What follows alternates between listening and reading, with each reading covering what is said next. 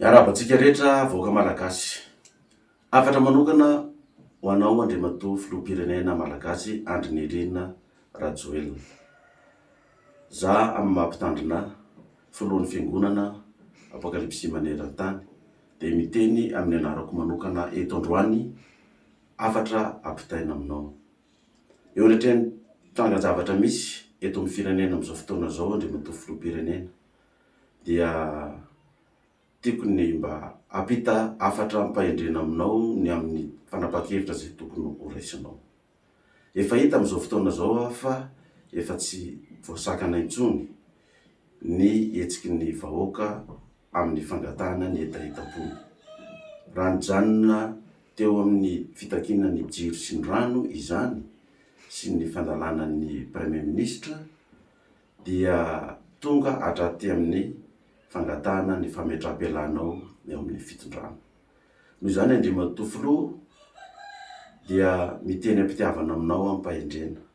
Fahendrena Andriamatoa filoha ny mametra-pialana amin'izao fotoana izao.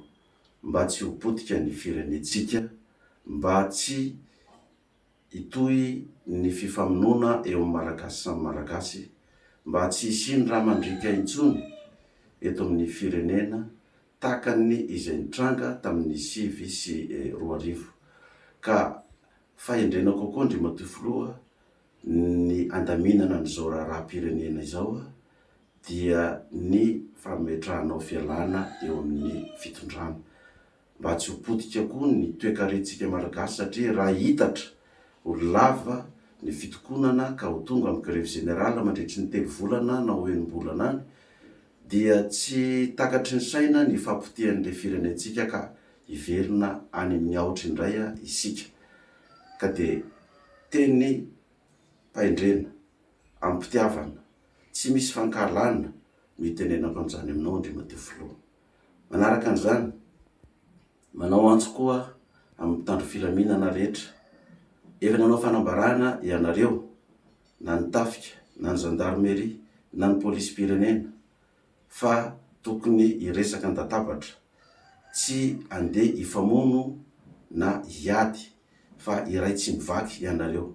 Ka eo anatrehan'ireny fanambarana zay efa nataontsika samy amin'ny toerana misy antsika avy reny, na ny polisy na ny gendarme na ny maramila, dia miangavy ianareo tafika iray manontolo ny tenako mba andray fanapahan-kevitra entitra hitsinjovana ny firenetsika malagasy, ka anao fanambarana miaraka ianareo rehefa vita ny fifanantonana izay nifanaovanareo, ka anao fanambarana miaraka ny polisy sy ny gendarme ary ny miaramila fa ho raisinareo ny fahefana feno mba amahana izao olana izao isiny filaminana eto Madagasikara.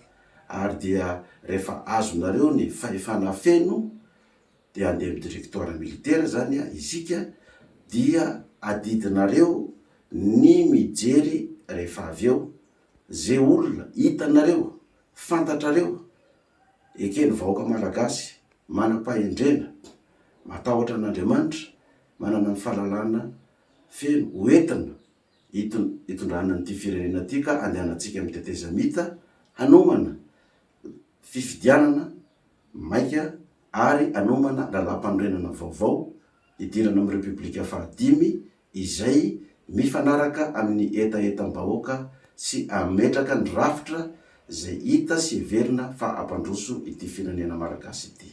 Farany ny tenako sy ny fiangonana zay tarihako sy ny mpiara-miasa rehetra de mitondra fiaraha-miory ho an'ireo vahoaka malagasy na sivily na mpitandro filaminana zay namony ainy, tondra fampiononana feno ho an'ireo vahoaka malagasy na rahatra rehetra ka mba hitondra fahasalamana haingana eo amin'ny fitsaboana zay atao azy. Ary de mirary soa atsika malagasy mba samy hijery izay tombotsoa zay mahasoa ny firenetsika malagasy ary ho tombotsoa ny tanindrazantsika amin'izao fotoana izao. Ko de mirary soa atsika malagasy rehetra, mirary atsika mba ho tony eo am-pandinihana izany fanambarana izany. Misaotra tompoko.